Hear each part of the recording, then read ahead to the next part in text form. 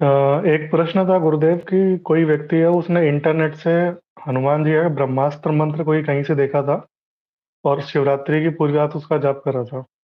तो उसके बाद हुआ क्या कि वो मतलब मैसेज आया था कि काफ़ी थका-थका महसूस कर रहा है।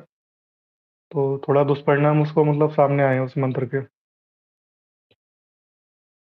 और ये विषय मेन यही है गुरुदेव आजकल कि लोग अनजाने में इंटरनेट से मंत्र देवी-देवताओं के ले लेते हैं और ये पता नहीं रहता कि वो अशुद्ध है या क्या है और उसके दुष्परिणाम जाने बिना उसको जप लेते हैं, जिसकी वज़ह से फिर उनको प्रॉब्लम्स आती हैं। ठीक है, इस पे चर्चा करते हैं। हाँ, तो वो मंत्र जो हम बाद में सर्च उसमें क्या हनुमान ब्रह्मास्त्र मंत्र बताया। जी गुरुदेव, ब्रह्मास्त्र मंत्र बताया। तो हमने भी उसमें इंटरनेट पे सर्च मार के देखा था, तो उसमें तो हनुमान जी के कोई उल्टे-सीधे मंत्र दिए हुए हैं और हनुमान जी का ब्रह्मास्त्र मंत्र तो ऐसा कोई शास्त्र में है ही नहीं है। जी गुरुदेव। ब्रह्मास्त्र मंत्र तो अलग ही हो गया। लेकिन लोग क्या है ना, ये लाल किताब वाले ये जो नराधम जो लोग होते हैं, खास करके ये जो आजकल बालाजी के नाम पर एक नई चीज़ें समाज के अंदर पनप रही है और हनुमान जी की जगह बालाजी, बालाजी करके समाज में अपने आप को स्थापित करने का प्रयत्न कर रही है जो लोग।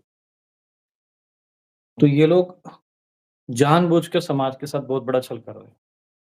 ये जी, क्या करते हैं कि जो धर्मशास्त्र में ऋषि मुनियों के द्वारा बताए हुए मंत्र होते हैं, वो मंत्र बताते नहीं और इन इन मूर्खों को मंत्रों का बिल्कुल 1% भी ज्ञान नहीं होता है।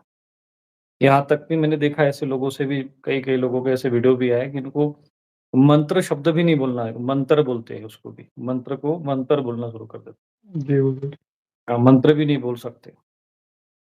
कुछ लोग तो विनियोग को ही मंत्र बना के लोगों में बाँट दे रहे हैं।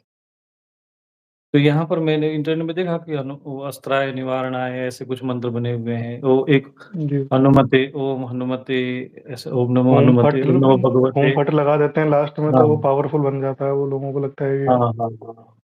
ओम नमो भगवते हनुमते ऐसा नमः फिर बाद में लगा देते हैं। तो ये सब जी, मंत्र गलत।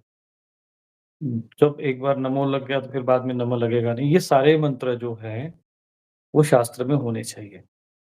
जो ये मंत्र आजकल इंटरनेट मीडिया पे जैसे न्यूज़ चैनल होते हैं, तो ये तो मंत्र विज्ञान में तो ये महामूर्ख लोग होते हैं, इनको तो कुछ पता होता नहीं है। जी किसी गुरुदेव। पंडित जी को बैठा दिया, किसी भी और बस वो जो बोल देता है, उसको सनातन धर्म का सत्य मान कर ये प्रचारित कर देते हैं।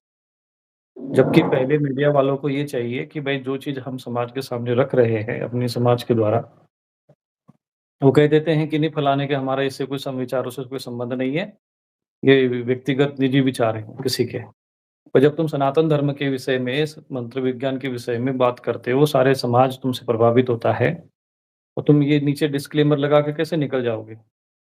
जो जी चीज़ आप गुरुदेव। बता रहे हो वो शुद्ध है, अशुद्ध है, शास्त्रोक्त है या नहीं है, उसको जाने बिना, उसके उसके बारे में पता लगाए बिना आप ये जो मंत्र है या ये जो भी विधि-विधान होते हैं, न्यूज़ चैनल के माध्यम से इस प्रकार की चीज़ों को लिखना, इस पर लेख बनाना एक प्रकार से घोर अपराध है। जी और गुरुदेव।